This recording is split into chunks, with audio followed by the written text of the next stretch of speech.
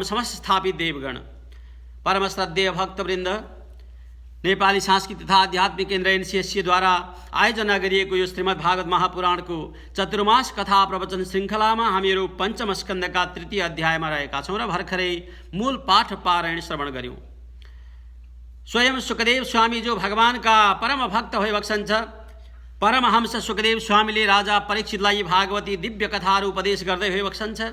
गङ्गाजीका तटमा हाम्रो पूर्व प्रसङ्ग रहेको छ, प्रियव्रत महाराजको वंश विस्तार, जसमा महाराज प्रियव्रतका पुत्र जो आग्निद्र हुनुहुन्थ्यो, भगवानका परम भक्त जो तपस्या गरेर परमात्मालाई प्रसन्न गराउन पितृलोक प्राप्ति गर्न उद्देश्यले तपस्या गर्न लाग्नु भएको थियो। त्यस्तो अवस्थामा संसारको सृष्टि प्रक्रिया अगाडि बढोस् भन्ने उद्देश्य राखेर स्वयं ब्रह्माजीले पूर्वचिति नाम गरेकी अप्सरालाई चाहिँ तपस्या भङ्ग गर्न पठाउनु भयो। तब त पूर्वचितिका विभिन्न हावभाव कटाक्षद्वारा उहाँका तपस्या भङ्ग भए र गृहस्थी जीवनमा प्रवेश गर्नुभयो। उनै पूर्वचितिका साथद्वारा आग्निद्र महाराजका नाभि, किमपुरुष, हरिवर्ष, इलावृत्त, रम्यक, हिरण्मय, कुरुभद्राश्व, केतुमाल आदि गरेका 9 पुत्रहरू जन्म लिनुभयो। जो जम्बो द्वीपका अधिपति हुनुहुन्थ्यो आग्निद्र, उहाँले आफ्नो जम्बो द्वीप नाम गरेको जो साम्राज्य रहेको छ, यसलाई 9 वर्षहरूमा 9 भागमा विभाजित गर्नुभयो र नाम पनि आफ्ना पुत्रहरूकै नाम अनुसार राखिदिनुभयो। नाभि, किमपुरुष, हरिवर्ष, इलावृत्त वर्ष, रम्यक वर्ष, हिरण्मय वर्ष, कुरु वर्ष, भद्राश्व वर्ष, केतुमाल वर्ष, यस्ता 9 वर्षहरूमा चाहिँ विभाजित गरियो र अनि आफ्ना 9 पुत्रहरूलाई एक एक भागका अधिपति बनाएर आफू चाहिँ अप्सरा लोकको प्राप्तिका लागि तपस्या गर्दै भगवत गति प्राप्ति गर्नुभयो। सुखदेव स्वामीले राजा परीक्षितलाई भन्नुहुन्छ, जो भारतवर्ष जम्बू द्वीप रहेको थियो, जसमा चाहिँ 9 वर्ष लगाएर सबैभन्दा पहिलो अजनाभ नाम गरेको वर्ष रह्यो। अजनाभ नाम गरेको वर्षमा नाभि नाम गरेका उनै आग्निद्र महाराजका ज्येष्ठ सुपुत्र राजा हुनुभयो, जसले चाहिँ मेरु ऋषिकी पुत्री मेरु देवीका साथमा विवाह गर्नुभएको थियो। नाभि अपत्य कामो अप्रजया मेरु देव्याम भगवन्तं यज्ञपुरुषम अवहितात्मा जयात यजत। मेरु देवीका साथमा रहेर यज्ञ पुरुष भगवानलाई प्रसन्न गराउनका लागि ब्राह्मणहरूलाई बोलाएर वर्ण आदि कर्महरू गर्दै अनि दिव्य यज्ञको आयोजना गर्नुभयो। तब त सपत्नीक भएर गरिएका यज्ञमा भगवान अति प्रसन्न भइबक्सन्छ। भगवानले सदा सर्वदा हव्य वस्तुहरू ग्रहण गरिबक्सन्छ र अनि सारा भक्तहरूको कल्याणका लागि आफू यज्ञद्वारा सन्तुष्ट भएर उनीहरूलाई उचित फल प्रदान गरिबक्सन्छ। भने यज्ञ गर्नका लागि द्रव्य शुद्धि हुनुपर्दछ। यज्ञ गरियो, आफूले यज्ञका लागि खर्च गरिने द्रव्यहरू शुद्ध छैनन्, न्यायद्वारा आर्जित गरिएका छैनन् भने त्यस्तो यज्ञमा लगाएको सम्पत्तिले आफूलाई उल्टै हानि पुर्याउँदछ। तसर्थ द्रव्य शुद्धि यज्ञका लागि सबभन्दा पहिलो कुरा हुन्छ। तब त देश शुद्धि, कुन ठाउँमा गर्ने हो त? यज्ञ गर्नका लागि उचित स्थान छ कि छैन? जुन ठाउँमा यज्ञ गर्दा कुनै प्रकारका विघ्न बाधाहरू नआउन्, कुनै प्रकारका अपवित्रता नआउन्, त्यस्तो पवित्र स्थान यज्ञ गर्नका लागि चाहिन्छ। तत्पश्चात काल शुद्धि। अब त काल भन्नाले समय, यज्ञ गर्नका लागि उचित समय, लग्न ठिक छ कि छैन, मुहुर्त ठिक छ कि छैन, दिनबार, तिथि, नक्षत्र, योगकरण, यी अति नै महत्त्वपूर्ण छन्। यी खगोलीय पिण्डहरूको गणना अनुसार निर्धारण गरिने तिथिवार, नक्षत्र, योगकरण जति रहेका छन्, यिनीहरू शुद्ध छन् कि छैनन्, त्यो कुरा अति नै महत्त्वपूर्ण हुन्छ। तत्पश्चात मन्त्र शुद्धि। अब त यज्ञमा प्रयोग गरिने मन्त्रहरू ब्राह्मणहरूद्वारा शुद्ध रूपले उच्चारण भएका छन् कि छैनन्, ह्रस्व, दीर्घ, उदात्त, अनुदात्त, स्वरित आदि जो मन्त्रका भेदहरू हुन्छन् तद अनुरूप उच्चारण भएका छन् कि छैनन्, यो पनि अति नै महत्त्वपूर्ण कुरा हुन्छ यज्ञको फल प्राप्तिका लागि। तत्पश्चात ब्राह्मण ऋत्विज जो हवन गर्ने हवनकर्त्री ब्राह्मणहरू, आचार्यहरू, विभिन्न प्रकारका चाहिँ होताहरू जो वर्ण गरिनु भएको छ, उहाँहरू नैष्ठिक हुनुहुन्छ कि हुनुहुन्न, आचारवान हुनुहुन्छ कि हुनुहुन्न। अब त कर्म त गर्ने, तर कर्म गरुन्जेलसम्म विभिन्न प्रकारका कर्महरूमा भाग लिने, तत्पश्चात फेरि आफ्नो आचरण भ्रष्ट भएर संसारमा चाहिँ मैत हुने, यस्तो खालको स्वभावका ब्राह्मणलाई यदि यज्ञमा लगाइयो भने पनि त्यसको फल प्राप्ति हुन्न। तसर्थ द्रव्य शुद्धि, स्थान शुद्धि, काल समय शुद्धि, मन्त्र शुद्धि अनि ब्राह्मण शुद्धि। तत्पश्चात अनि दक्षिणा। अब त यज्ञता गरियो, सारा कर्महरू गरिए, ब्राह्मणहरूलाई सन्तुष्ट गराएनन् यजमानले, दक्षिणा आदि चाहिँ ब्राह्मणलाई प्रसन्न हुने गरी दान गरिएन भने पनि त्यो गरेका यज्ञको फल प्राप्ति हुन्न। तसर्थ यज्ञमा दक्षिणा अति नै महत्त्वपूर्ण हुन्छ।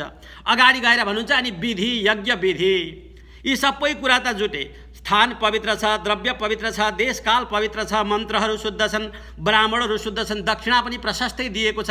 तर जो यज्ञ गराउने विधि हो, जो यज्ञ गराउने पद्धति हो, त्यो चाहिँ यदि सही छैन र अनि एक प्रकारले यज्ञ गर्नुपर्ने अर्कै प्रकारले गरिराखिएको छ, जुन जुन देवताको पूजा गर्नुपर्ने तिनीहरूलाई नगरिकन आफ्नै हिसाबले अर्कै देवताहरूलाई आह्वान गरिएको छ भने त्यस्ता प्रकारले गरिएका यज्ञले पनि सङ्कल्प गरिएका उचित कर्मको फल प्रदान गर्न सक्दैन।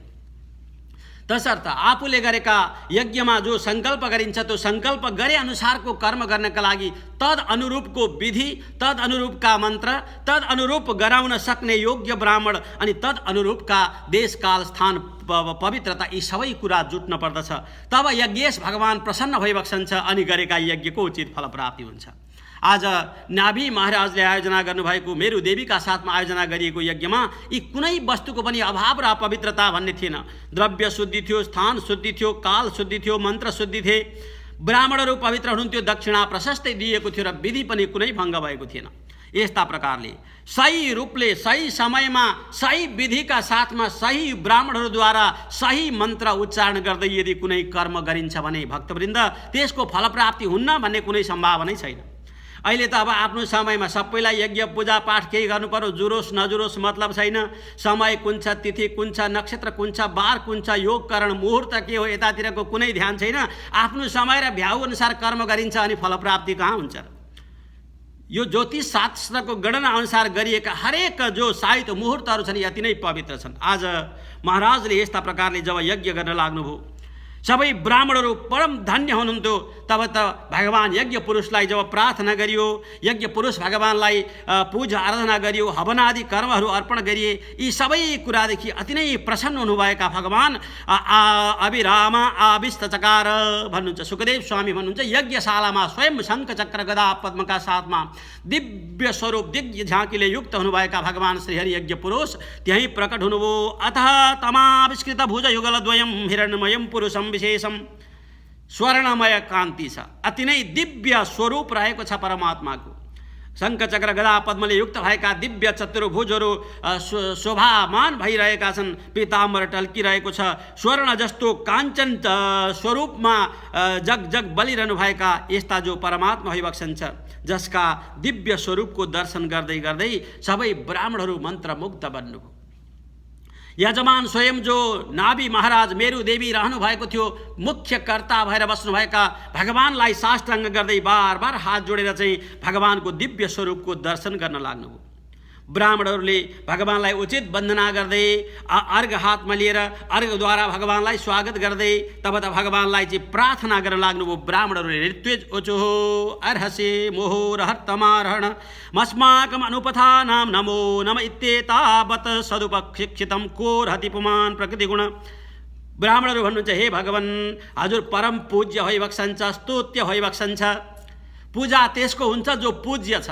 पूजा गर्न योग्य नै छैन र उसलाई पूजा गराउने त्यसको फलप्राप्ति के र। तसर्थ जसलाई जो कर्म गरिन्छ त्यो कर्म सम्बन्धीको योग्यता त्यसमा हुनुपर्दछ। यहाँ भन्नुहुन्छ हजुर पूज्य भइबक्सन्छ भगवान, तसर्थ हामी हजुरलाई पूजा गर्दछौँ।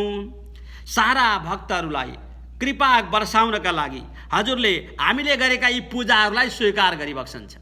भक्तहरूलाई मङ्गल फल प्रदान गर्नका लागि नै हजुरले हाम्रो पूजालाई स्वीकार गर्ने हो परमात्मा। नत्र हजुरलाई यो पूजासँग यी सांसारिक विषय वासना, यहाँ भएका चन्दन अक्षता फुल दुबो दुध दही पञ्चामृत अर्घ यी सारा वस्तुसँग हजुरको के प्रेम र के ममता छ र। तर पूजा गर्ने भक्तलाई मङ्गल गराउनका लागि, पूजा गर्ने भक्तको भक्तिप्रति प्रसन्न भएर हजुरले यो दुबो स्वीकार गरिबक्सन्छ, हजुरले तुलसी पत्र स्वीकार गरिबक्सन्छ, पञ्चामृत अर्घ यी सारा पूजाका पूज्य जो पूजा गर्न तयार गरिएका वस्तुहरू जति छन् प्रभु, हजुरले यो सबै हामीलाई अनि यजमानका उचित फल प्रदान गर्नका लागि नै हजुरले स्वीकार गरिबक्सने हो भने हजुरलाई बार बार हामी नमन गर्दछौँ।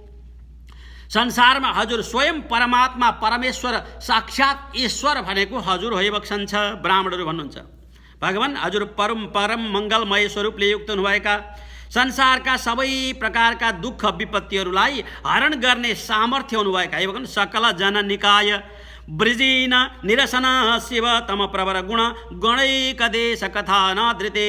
हजुरदेखि बाहेक संसारमा कुनै प्रकारका गुण मङ्गल गानहरू गरेर पनि संसारका जीवात्मालाई उत्तम फल प्रदान गर्ने अन्य कोही रहेको छैन भगवान। तसर्थ हजुरले यजमानलाई ब्राह्मणहरूलाई परम कल्याण गराउनका लागि हामीले गरेका यी सारा जो पूजा यज्ञ होम यी सारा द्रव्यहरूको अर्पण जो छ यो हजुरले स्वीकार गरेर आज प्रसन्न भएर यो यज्ञशालामा प्रकट भइबक्सेको छ। हजुरलाई बार बार नमन गर्दछौँ।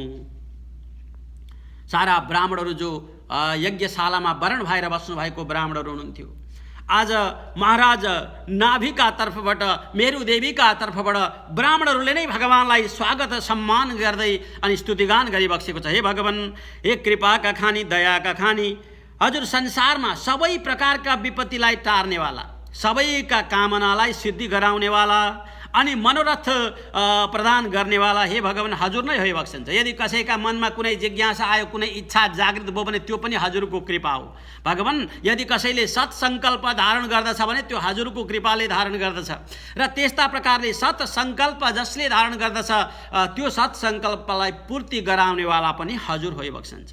तसर्थ अपवर्गका मालिक हुनुभएका हे भगवान, अपवर्ग भनेको मोक्ष। किनभने यो प वर्ग भनिएको छ। प वर्गमा के पर्दछ भन्दा हामीले क ख भन्दै जाँदाखेरि क वर्ग भनौँ भने क ख ग घ ङ भने जस्तै प वर्गमा प फ ब भ म भनेको छ। अनि मोक्षलाई चाहिँ अपवर्ग भनिएको छ। अपवर्ग भनेको प वर्ग रहित, त्यसमा प वर्गमा 5 वटा वर्ण छन्, प फ ब भ म। प भनेको पाप, पाप रहित हुनु, मोक्ष प्राप्तिका लागि पाप गर्न भएन। फ भनेको फल प्राप्ति, केही कर्म गरे बापत मैले केही फल चाहूँ भनेर यसका लागि मात्रै कर्म गर्ने होइन। मैले केही गरेँ त्यसको फल पाऊँ भन्यो भने त्यो त व्यापार भयो, केही दिए बापत, पैसा दिए बापत सामान दिने भने जस्तै। तसर्थ फल प्राप्ति भगवानले दिइबक्सन्छ। कर्मणि एवाधिकारस्ते मा फलेषु कदाचन मा कर्म फल हेतुर्भु माते सङ्गोस्तु कर्मणि भगवानले गीतामा भनिबक्सेको छ। संसारमा कर्म गर्नु तर फलको आशा नगर्नु, किनभने कर्म र फल दुइटै भगवानका कृपाले हुन्छन् र त्यसको दुइटैको उत्तरदायित्व भगवानले लिइबक्सन्छ अनि फल प्रदान गरिबक्सन्छ भने कर्म गरेर फलको आशा नगर्ने यो दोस्रो मोक्ष प्राप्तिको बाटो।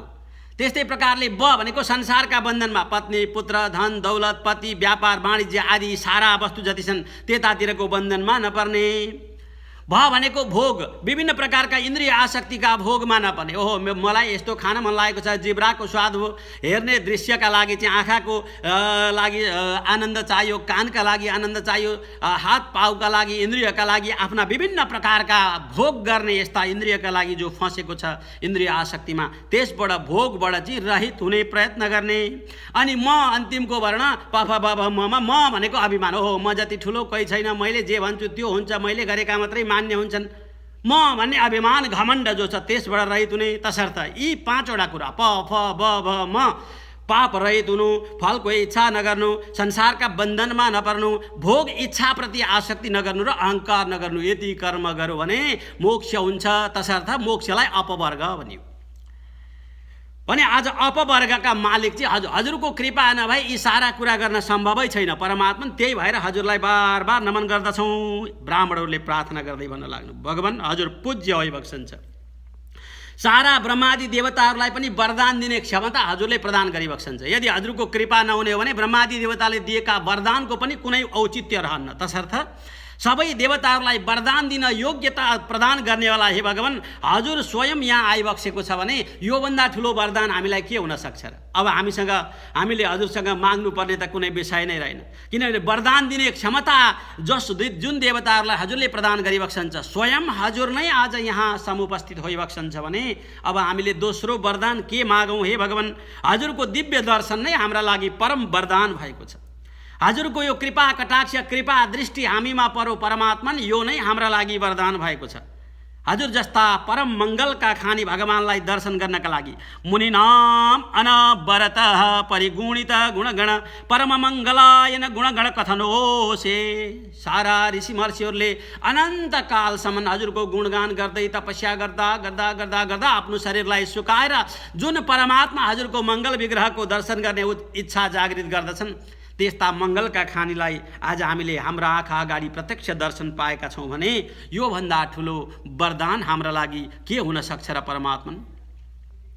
तैपनि हे भगवान हजुरका सन्निधिमा आज एउटै इच्छा जाहेर गर्दछौँ भन्नुहुन्छ ब्राह्मणहरू। कस्तो इच्छा त भन्दा अथ कञ्चित कथञ्चित स्खलनक्षुत पतनजृम्भण दुरवस्थानादेषु व्यवसानां नः स्मरणाय ज्वरमरणदयसायमपि सकलकस्मलनिरसनानि तव गुणकृतनामधेयानि वचनगोचराणि भवन्तु। हे परमात्मन, त्यस्तो दिव्य जो रहस्य रहेको छ, त्यस्तो दिव्य जस रहस्यको सदा सर्वदा हामीहरू स्मरण गर्न सकौँ, हजुरका कथा कीर्तनहरूलाई हामीले अनुभव गर्न सकौँ। हे भगवान, संसारमा अरू सबै कुरामा हामी मस्त रहौँला, संसारका भोगमा हामीहरू मस्त रहौँला, सबै प्रकारका भोगमा मस्त रहेर हामी चाहिँ अनेक जन्ममा परौँला, अनेक प्रकारका चाहिँ काम वासना इन्द्रिय आसक्तिमा फसौँला। त्यस्तो अवस्थामा पनि तब गुण कृतनामधेयानि वचन गोचराणि भवन्तु। इच्छा कस्तो प्रकट गर्नुहुन्छ त भन्दा भगवान, हजुरका नामहरूको स्मरण हामीले गर्न सकौँ। हे दीनबन्धो, सारा दीनहरूलाई दुखीहरूलाई कृपा गर्नेवाला परमात्मन, हे भक्तवत्सल, सारा भक्तहरूलाई मङ्गल फल प्रदान गर्नेवाला हे हरि, हजुरको हामी सदा सर्वदा नाम स्मरण गर्न सकौँ, यो नै वरदान प्रदान गरिबक्सियोस्। अरू कुनै इच्छा जाहेर गर्नु भएन। स्वयं मङ्गलका खानी परमात्मालाई नै प्राप्ति गरिसकेपछि त्योभन्दा ठुलो इच्छा के हुन सक्छ? तैपनि उहाँहरूले भन्नुभयो, भगवान हजुर त अन्तर्ध्यान भइबक्सन्छ, तत्पश्चात हामी जो संसारका मायामा पस्छौँ त्यो अवस्थामा पनि हामीले हे दीनबन्धो, हे भक्तवत्सल, हे नारायण, यी नामहरू पुकारा गर्न स्मरण गर्न सकौँ, यो कृपा हामीलाई प्रदान गरिबक्सियोस् भगवान।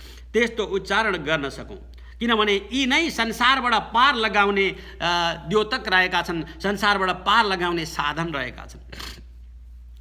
भगवान, अन्तिममा हामी एउटा निवेदन गर्न चाहन्छौँ। पुनः भन्नुहुन्छ, किञ्च अयं राजर्षे अपत्यकामः प्रजां भवादृशिमाशासन ईश्वरमाशिजां स्वर्गापपर्गयोरपि भवन्तम् उपधावति प्रजायामर्थप्रत्ययो धनदमिवाधन फलीकरणम्।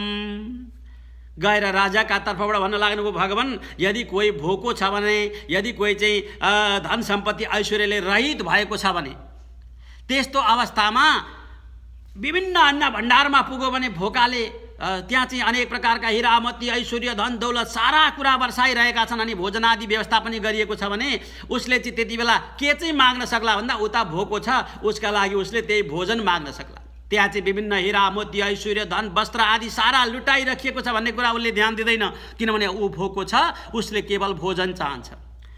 यदि कोही जाडाले सिउ कामिरहेको छ, वस्त्र लगाउन पाएको छैन, त्यस्तो अवस्थामा चाहिँ सारा हिरा मोती ऐश्वर्य अन्य विभिन्न धन दौलत प्रदान गर्दै वस्त्रहरू पनि कसैले वितरण गर्दै रहेछ भने त्यहाँ उसले हिरा मोती ऐश्वर्य अन्य भन्दा पनि उसले त्यो अवस्थामा वस्त्र नै चाहन्छ। त्यस्तै प्रकारले भगवान आज स्वयं नारायण हजुर हाम्रा सन्निधिमा भइबक्सन्छ, तैपनि किञ्च अयं राजर्षि अपत्यकाम, सारा संसारका सबै वस्तु प्रदान गर्न हजुर सक्षम भइबक्सन्छ। त्यस्ता दयाका खानीका सन्निधिमा पनि आज राजर्षि जो नाभिरहनु भएको छ, उहाँले चाहिँ अपत्यकाम पुत्र प्राप्ति गर्ने इच्छा गर्नुभएको छ। भगवान, उहाँका लागि अहिले अर्को इच्छा छैन, तसर्थ हजुरले पुत्र प्रदान गरिबक्सियोस्। तर कस्तो त भन्दा भवादृशी माशासन, भगवान हजुर जस्तै होस्, पुत्र चाहिँ स्वयं परमात्मा हजुर जस्तो बनोस्, त्यस्तो पुत्र यी राजाले चाहनु भएको छ। यदु अभाव तद पुनरावृत्त, किनभने भगवान हजुरको कृपा भयो भने त्यो सबै कुरा सम्भव हुन्छन्। आज हाम्रा यजमानको जो सङ्कल्प छ पुत्र प्राप्ति होस्, हजुर जस्तै पुत्र प्राप्ति होस् भन्ने त्यो सङ्कल्प हजुरले पुरा गराइदिबक्सियोस्। ब्राह्मणहरूले जब यस्ता प्रकारले प्रार्थना गर्दै भगवानलाई बार बार साष्टाङ्ग दण्डवत गर्नुभयो, तब त भगवान भनिबक्सन्छ। श्री भगवान उवाच, अहो बताहं ऋषयो भवद्भेः अभितथ गिर्भिर् वरमसुलभमाभियाचितो यदमं स्यात्मजो मया सदृशो भूयादिते। हे ब्राह्मण देवताहरू, हे ऋषिगणहरू, हजुरले त मलाई ठुलो धर्म सङ्कटमा पार्नुभयो।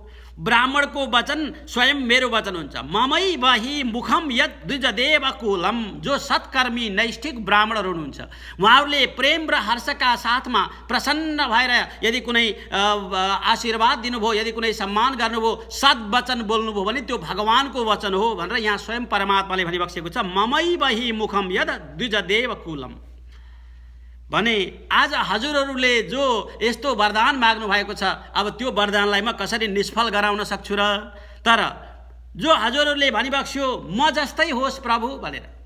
अब त संसारमा स्वयं म हरि जस्तो, म भगवान् श्री हरि नारायण जस्तो त संसारमा दोस्रो अर्को कोही हुनै सक्दैन। यद अमुष्यात् मजो मया सदृशो भूयादिति ममः एव अभिरूपः। संसारमा म जस्तो भनेको त म मात्रै हुन्छु। यत्रा संसारमा कति मानव होलान्, कति संसारका जीव जन्तु होलान्, एउटा जस्तो ठ्याक्कै अर्को त हुनै सक्दैन। परमात्माले एउटा संसारको सृष्टिलाई त एउटा जस्तो जस्ताको तस्तै अर्को बनाइबक्सेको छैन भने स्वयं हरि जस्तो त अर्को संसारमा को हुन सक्छ? हरि जस्तो स्वयं हरि भइबक्सन्छ। तसर्थ भगवानले भनिबक्स्यो ततः अग्निद्रेयम सकल यावत् अवतरिष्याम आत्मतुल्यम अनुपलभमान। स्वयं म नै अंश रूपमा यी नाभिका पुत्रका रूपमा अवतार लिनेछु भगवानले ब्राह्मणहरूलाई भनिबक्स्यो। तब त सबै ब्राह्मणहरू हर्षले गदगद हुनुभयो। स्वयं अगाडि रहनुभएका महाराज नाभि र मेरुदेवी पनि अति नै प्रसन्न रहनुभयो। भगवानलाई बार बार साष्टाङ्ग दण्डवत गर्नुभयो। भगवान तत्काल अन्तर्ध्यान हुनुभयो। ओम श्री परमात्मने नमः। यस्ता प्रकारले सुखदेव स्वामी राजा परीक्षितलाई भन्नुहुन्छ, महाराज हे महाराज परीक्षित, दिव्य यो रहस्यलाई जब सारा ब्राह्मणहरूले श्रवण गर्नुभयो तब त ब्राह्मणहरूले यज्ञ सम्पन्न भएको अनुभव गरेर पूर्णाहुति आदि कर्महरू गर्नुभयो। समय बित्दै गयो। उनै मेरु देवी र नाभि नाम गरेका महाराजका सम्बन्धद्वारा परमात्माले अंशावतारका रूपमा चाहिँ पुत्रका रूपमा अवतरित हुनुभयो।